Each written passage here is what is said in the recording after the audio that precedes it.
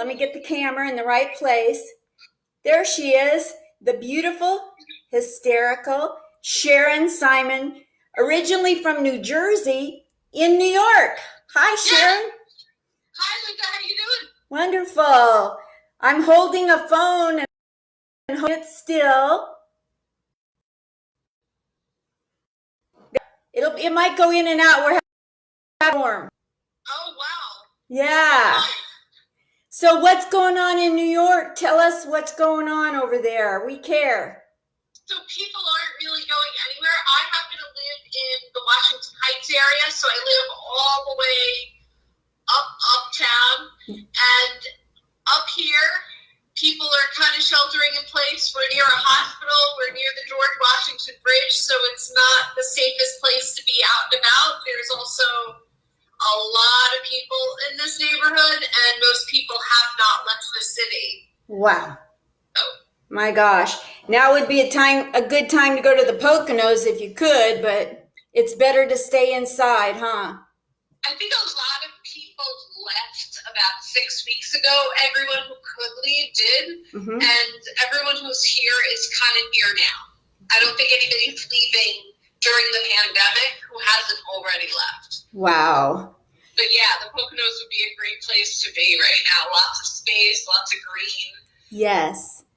So how long have you been doing comedy, my dear friend? So if I told you how long I was doing comedy, you would know how old I am. But so, all right. What got me into comedy was the last major New York tragedy. Yep. So that was September 11th, 2001 was when I first started doing stand-up comedy. However, I was on Saturday Night Live when I was a kid. What? And yeah, so I've been really involved in comedy since I can remember being a person. Well, tell me about being on Saturday Night Live as a kid. It was awesome. So I was in this sketch that was supposed to be in front of the tree at Rockefeller Center. I learned very early on in the magic of movies. We were in like a little industrial park in front of a very, very small tree that happened to have some lights on it, because you can't stand in front of Rockefeller Center with an NBC van and have the people not notice you. And we were supposed to be very precocious children who thought we knew everything. We were asked what Christmas meant to us, and our answers were all supposed to be basically like, oh, I'm over Christmas. That's hilarious. So who was on the show the time you were on? So I was in the sketch with Mary Gross, but Eddie Murphy and Bill Murray were both within the building, and I was not a fan, nor did I know who they were. I just know this because my mother told me that it was exciting that she was in the same room with them. So you started life in New Jersey and you made it all the way to New York. Yes, with a few pit stops along the way, but I've lived only in New York, New Jersey, and California. I was going to say, there's a little bit of California girl in you. Yeah. Tell me about your California time. So I've lived in California more than once trying to be an actor, and another time back in as a comic. Being a woman comic in California is, in my opinion, very different. Very, very different. And right now I find myself longing for California just because of the open spaces. Right. Which we don't have here normally. But what was good about, and this, we're talking a significant amount of time ago, so things have definitely changed drastically. I was in California for a family event about a year and a half ago, and while I was there, I did a bunch of stand-up, and I just found the stages and the people so warm and welcoming and easy, absolutely easy. But I also remember what living there was like, and I would think that the best way to describe California is kind of like an internet date with someone who you think is out of your league, and then once you get there, you realize the person isn't who you'd want to be with to begin with. And they just cut all the parts of themselves out from the want you to be aware of before you went on the date. So I know that about California. But in an ideal world, I would be going back and forth a good deal. So when I watch comics, I can tell who's had acting experience, and I can tell who's had not enough acting experience when they're overacting. And I watched your video of you at Broadway Comedy Club with the hat on. Oh, so thank you. And oh my gosh, you can nail doing comedy and acting and not make me want to go gag. Thank you very much. I appreciate that. I have a theater degree from Rutgers University. What? And yeah, I had taken a huge long break from acting, and just right before the pandemic had hit was when I was thinking about starting getting back into it. What advice would you give to young comics who want to do act outs? Take improv classes everywhere you can. Do improv. Don't do improv because you think you're going to be in an improv group and make money touring. Being in an improv group, there is such a small. It's such a small. First of all, there's so little of it. There's so little of a demand for it, and then if a comic is getting paid $150 for a show. Yeah. An improv troupe is splitting that $150. So don't get it. What I'm saying is don't get into improv because you think you're going to be an improver, but take improv classes. It'll give you the ability to practice speaking without thinking and nailing timing without working on it, because you can't know that ahead of time. You have to actually do it. You have to develop it. I love that. Nobody's ever explained the advantage of taking improv like that before. Your page says that you are Coach Sharon Simon. What do you coach? I have recovery from a mental illness called borderline personality disorder. Yes. So I run a self-help support group called Life on the Borderline, which helps people living with borderline conditions find methods of enjoying their life with it, not fight who they are, but just enjoy who they are. So the reason why my Zoom account is through Coach is because Zoom was not something in my life until the pandemic hit, and the first thing that there was a demand for in my life when the pandemic hit was being of support to people with borderline. So that's that thing that I do. Yeah, and people are afraid who have mental illness, and that needs to stop. Yeah, especially borderline. If you may or may not remember, that is the illness that single white female has, and it's also the fatal attraction illness, so it has a really dramatic stigma attached to it. So it's important to me to be out and just open, so that the next time someone goes on a date with someone and he or she says, oh, I have borderline, the other person won't run for the hills worried that they're going to have their bunny oiled. Exactly. I have post-traumatic stress, and I have borderline personality, and I've gone through Marsha Linehan dialectical behavioral therapy. I love it. Yeah, that's what saved my life too. Me too. But so you know that with dialectical behavioral therapy, you actually have to really aggressively want to get better for it to work. Yes. You have to be willful. And dedicated and willing, and not everyone is. So I offer to people who want it, I offer just sort of like a small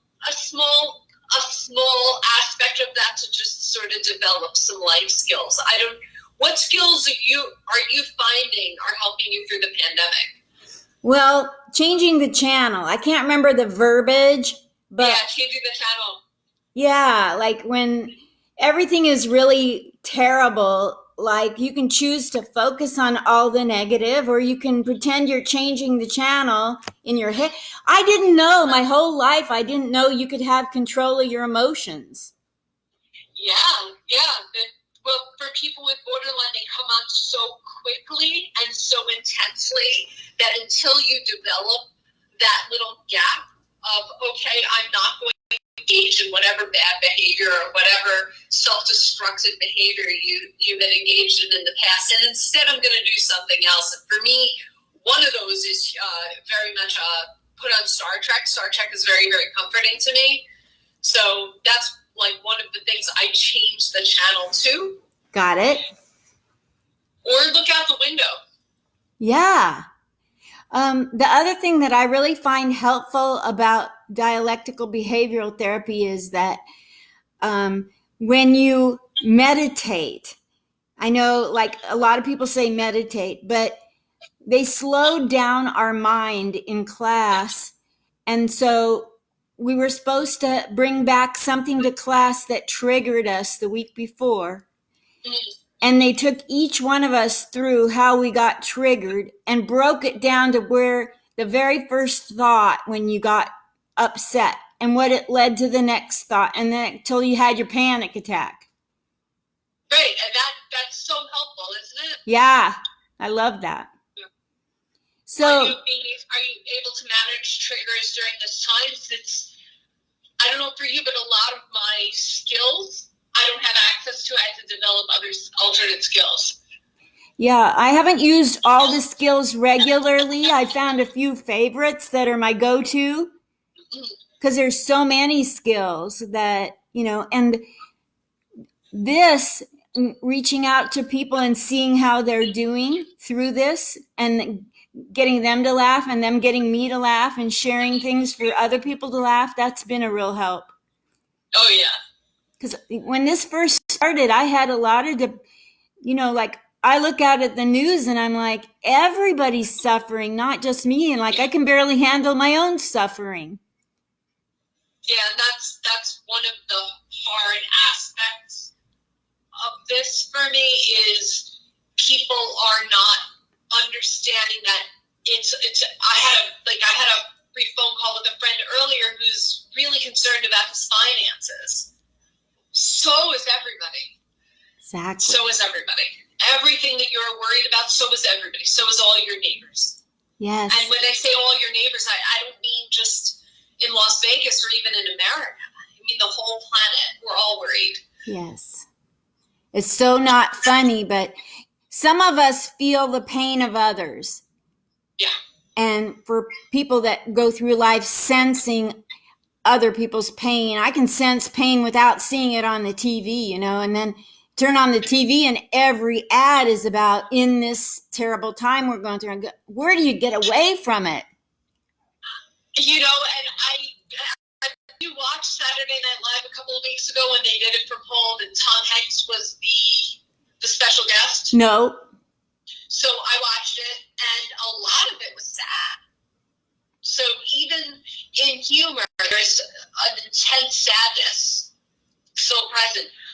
I'm finding watching things where that are a little bit before the pandemic so I can just see people interacting in the world. Very, very comforting. That's very good.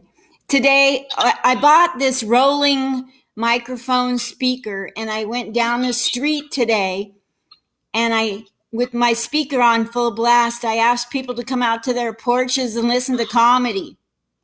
That's fantastic. And it worked. You can't really do that here. I guess you could, but even for where I live, even getting out of the building, I can't really do so without being within 6 feet of somebody. But that is an absolute brilliant idea. Absolutely brilliant. I was going down the street and I did comedy at one house. It was like 17 people in a family in a 2-bedroom. And then I went down the road and then they said, go over there. That's the old senator or something. So I knocked on his door and he said, another day. And then I hear this voice behind me. Hey, come back here. We want comedy. That's fantastic. Absolutely. I really commend you for that. Thank you. Well, we have to, like the more depressed I am, the more people have to make laugh. Mm-hmm. Really, I get sick and tired of mental illness stigmas. Like with PTSD on the news, anytime somebody kills somebody, they're digging to see if they had PTSD. There's a lot of people that don't get homicidal. Homicidal is different than PTSD. Absolutely. And I don't know for you, obviously you're out because because you're talking about it on the air with me now, I find being out about it and just being open about who I am and okay with it helpful to other people. Yes. That I run a support group called Life on the Borderline. We meet in New York City, and a lot of the members come through. They want to make sure that I'm not going to reveal who they are. Nice. Because they're concerned about losing their jobs, and that makes me sad for them that can happen. Yes. I came down with a blood clot disorder.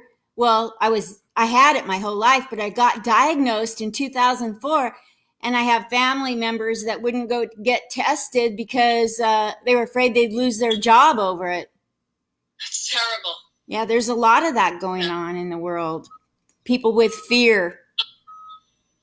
Fear to get help for physical things, let alone mental. Yeah, and the sad part and one of the sad parts of borderline is it's hard to diagnose. It doesn't register as an actual illness because it's not considered a brain disorder. So therapists don't even want to diagnose it because they can't get an insurance code for it. Whoa. So sometimes they'll be like, oh, my client has borderline, but I'm not going to write that down because I want to make sure that I'm still going to get paid. So I'm going to say they have bipolar because that's the insurance will pick up. Wow. How's that working for you, signing do not harm? Yeah, exactly. Wow. Exactly. And I'm so glad you went through dialectical behavioral therapy. I'm so glad for that. Absolutely. I'm aware that so many people end up going through psychoanalysis, which can aggravate borderline symptoms. Wow. Oh, when you're trying to apply for benefits to Social Security or the veterans or what, I'm a veteran.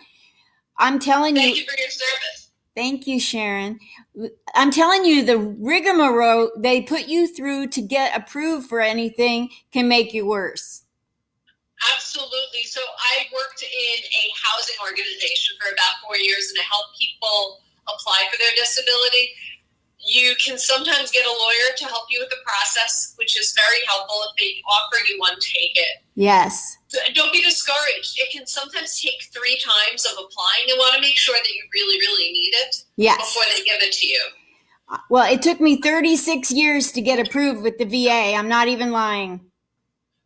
That's ridiculous, having served our country to go through that. Yeah, I had a service officer in the middle of the trial they put you through.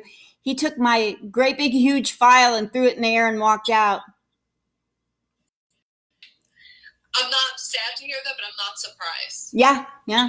They didn't want to give anybody PTSD if you got it from the men in the military in the 70s. And I said, well, I'm not going to take depression. It's PTSD. So, yeah. So we have to long suffer, and we have to be strong, and we have to keep putting one foot in front of the other no matter what we're doing. Absolutely. There are a lot of benefits to this situation that it is, I feel, and maybe I'm being overly optimistic, but I do feel that this is a very temporary situation. We'll be back out in the world, and we'll remember this time of sheltering in place and being close to loved ones and being self-reflective and rethinking some of the ways we live. We'll miss it. Yes. All the wasteful things we don't really need after all. And the things that we do. I didn't understand the intensity of my relationship with peanut butter until this. So how is this going to make you a better human with other people? So this is actually like a very timely time to ask me this. I am very upset with both sides of the political argument in terms of I've never felt this intense a feeling of being pulled apart as a country on both sides, and both sides being willing to sacrifice our own people in any way, shape, or form. And I have been for a few days, a little bit vocal about that. And I have since been attacked by both sides so aggressively that I feel beaten up. Yeah. And I no longer am going to talk openly about that. And I know that now. There's that old barroom rule, don't talk politics, sports, or religion. Yes. Yeah. Even if you're in the middle and saying everybody deserves to be heard, that's not part of our culture right now. Yes. It's like it doesn't really matter right now. What matters is seeing how many people we can get to survive this. Right. And my golly, can we just be kind to each other for God's sake? Yeah, absolutely. Yeah. We're all scared. Yeah. We're all stressed. Yep. Just lighten it up. Yeah. But then other basic core factors about me haven't changed. So I have a feeling in humor that it's not offensive if it's funny. It's never too soon. It's never wrong. If it's funny, it makes people laugh. It's good. Yes. No matter how offensive it is. I think one of the most violent things you can say to someone, it's not an act of violence, but words of violence you can say is, that's not funny if someone's laughing. It's almost like saying, how dare you enjoy that thing you're enjoying? Wow. I like that. Thank you. Wow. So there's younger comics, younger in the business. How many years have you been on stage, did you say? So I started doing stand-up shortly after the tragedy of 2001. That's right. That's a long time, Sharon. Not 20 years yet, though. Not 20. Almost 20 years. However, during the time when I went through inpatient hospitalization and day program and intense DBT, I was doing stand-up very sporadically. I consistently was performing throughout that, but not aggressively writing, just showing up where I was asked to show up. I'm a good host. When you're a good host, sometimes your friends will call out on you just to do that for them, even if you're not active. Yep. And then I was focused on nurturing my relationship with my husband and getting married and having a job and sort of really trying to have a regular life. Yeah. And after two deaths in my family that were pretty close to each other, I got reawakened to the fact that I really love performing, and since then have been full head on with the same passion and drive that I had during my open micer days. Oh, cool. Then the pandemic hit. Yes. And then peanut butter became more important. I got asked to be on a show at the Stratosphere, and oh, exciting! That's so exciting. And the booker told me that I killed, and then the next week everything shut down. So I don't know if it's my fault. I'm hearing from so many entertainers in my life that I'm not alone and you're not alone in that things were going great before this happened. Exactly. Well, in what way do you think that the comedy world is going to change for you? Well, for me, I am using this time to develop the skill I wanted to develop prior, which is learn how to do some video editing. I have an amazing teacher. She's, I think, about 22 years old, really, really patient, and she's helping me learn how to use Adobe Rush so I can do things like pull out little clips like the one that you saw. And just making a more active YouTube channel so that if people are looking to hire me, they can take a look at what I'm doing. I was so focused on my writing and my headlining set and my work in clubs and touring that I had neglected that online presence. So since I have no ability to tour, I'm working on that. Wonderful. So that will change. Excuse me for interrupting. I'm really good at it. Me too. How deep in your pocketbook has this affected you? And are you taking donations through Venmo, Cash App, or anything? I'm taking donations, but I'm not asking for them. Okay. It's there if people want to donate, great. But if not, I'm not.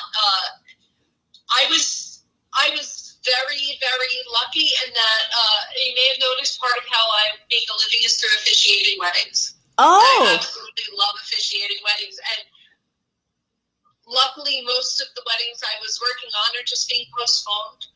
Wow. I will be okay if this ends quickly. If it doesn't end quickly, I'm not sure what I'm going to do. It will depend on a few things. But I don't have any inside cat skills. Wow. So I have a lot of friends in my life who are doing lots of things from in home, but I'm not that. Trying to learn editing, but I'm not going to get to the point within the next 3 months where people are hiring me to edit. Yes. Well, I don't know about you, but people love to be interviewed, and if you found a way to help them submit by having really good interviews with them, I think that'd be something that people would pay for. Yeah, that's absolutely something to think about. Yeah. So then if somebody wants to donate to help you, they can message you. Is that what you're saying? Absolutely. Okay. Yeah, and like Venmo, all my stuff is out there. Use the tag Simon Says Laugh or Sharon Simon Comedy. Simon Says Laugh or Sharon Simon Comedy. And even if someone doesn't want to donate it, they can just subscribe to my YouTube channel, hit like, write a comment. All that stuff helps for algorithms so that this time next year, I feel like we'll be on top of the stratosphere. Yes, yes. And come to Vegas. We'll go have coffee and pie. And I would absolutely love to come to Vegas. I love Vegas. It's a cool city. Right now, not so much, but there's no sin here right now. It's sinless. Really? Yeah. They shut down the casinos. Even the hookers are going, we think we're essential. And they're like, no, you're essential. You're not essential. They are essential as much as anybody else in the entertainment industry. Thank you. I feel that's my own brand of feminism. I get tired of like the world telling us what's essential. I don't think there's everybody's essential. How can you say one life? I get it, but I don't get it. Well, in terms of work, it's like what stores are essential. Like the drugstore is essential, but new clothes aren't essential. So the people working at the drugstores have to keep working, whereas the people working in a clothing store don't have to. So it's stuff like that. Yes. And here, I don't know about there, but here, if you want to work, you can get a job. You're just really going to be putting yourself in the line of fire of the illness. Yes, yes. Well, so you want people to go on your YouTube channel. That will help you. And yes, please, and subscribe. I won't bombard you with anything. There'll just be videos there for you to look at if you feel like it. I just subscribed a few minutes ago when I watched I saw it. Thank you. And so tell me, just when they go look for your YouTube, what do you call it? It's just Sharon Simon Comedy for the YouTube. I should come right up on that.